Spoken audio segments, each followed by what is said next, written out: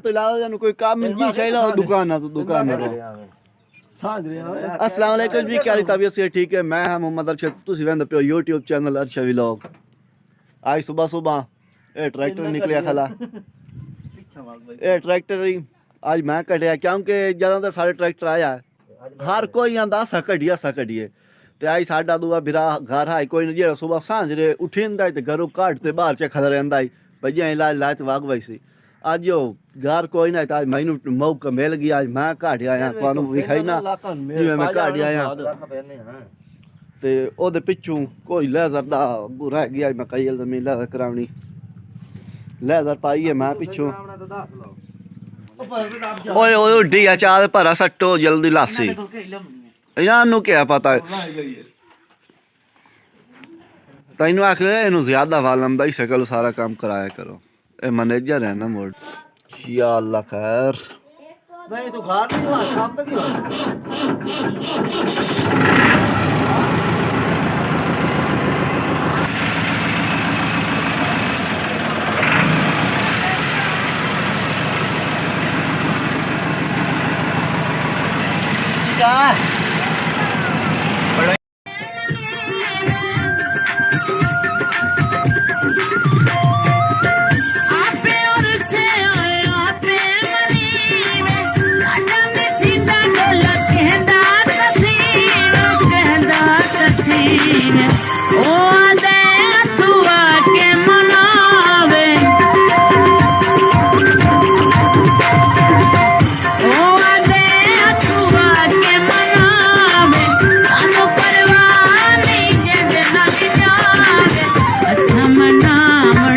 भाई और छोटे ट्रैक्टर दी लिंकां नवीं आंदियां ते हुण आंदी सैटिंग करन दे पैन अगलियां खोल के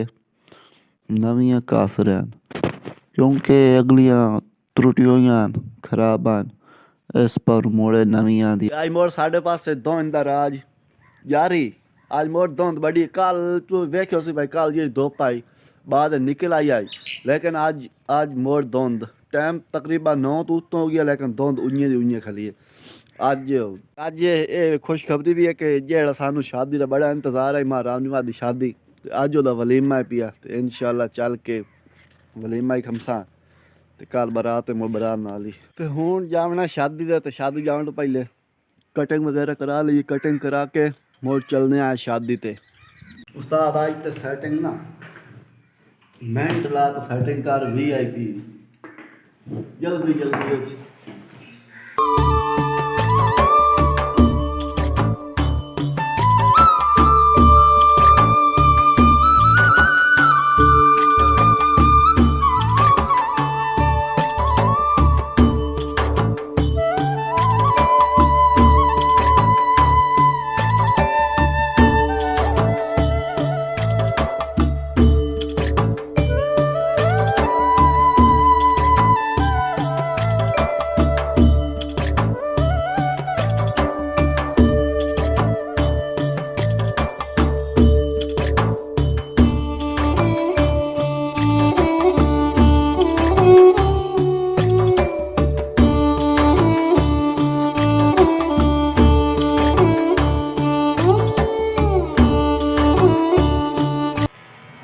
तो मेरी कटिंग वगैरह हो गई है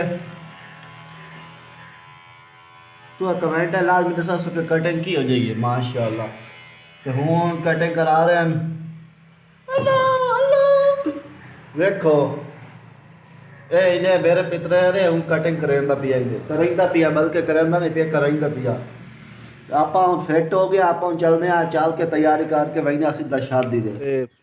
भाई और सुबह कार की चाबी दे गया गड्डी दी के शादी तो जाने चल गड्डी तो लग जाए तो शादी तकरीबन 2-3 किलो सफ़र है दूर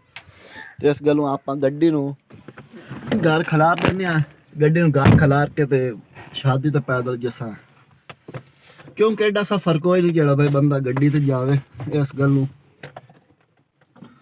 पैदल चलने आएगा गड्डी घर खलार देने चढ़े चढ़िया चल दे ਇੱਥੇ झूठे हमसान झूठे ਟੇਪ ਕਿਉਂ ਨਹੀਂ ਜਲਦੀ ਭਾਈ?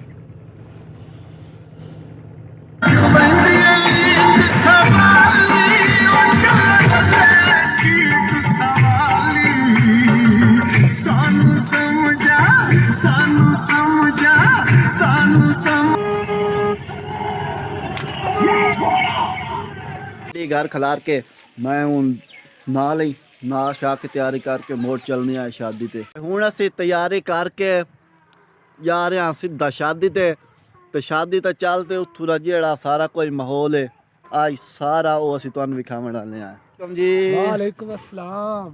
की हाल है जी? ठीक ठाक सब कुछ अपने हाल सुनाओ जी। चौकी देर है कोई नहीं देर बाद सिस्टम शुरू हो गया। सिस्टम शुरू है। हाँ जी। असी शादी वाला घर पड़ाया तंबू लगा खलाई ने वेख लो सारे ते शादी दी जेह्ड़ी असां मुकम्मल वीडियो बनाई है वो सारी वीडियो इंशाअल्लाह जेह्ड़ी हुन अगली वीडियो हम सी वो शादी वाली वीडियो सी ते अज रात हो गई है जट बाय मेहंदी वगैरह सी ओदी इंशाअल्लाह वीडियो बनाई सा ते अज वाली वीडियो दा थैंक करने एंड उम्मीद है तुहानू साडी वीडियो पसंद आई होसी। अगर वीडियो पसंद आई है तो साडे यूट्यूब चैनल शिविरा को सब्सक्राइब करो तो फिर मिलते हैं नेक्स्ट वीडियो में। तब तक के लिए अल्लाह हाफिज़।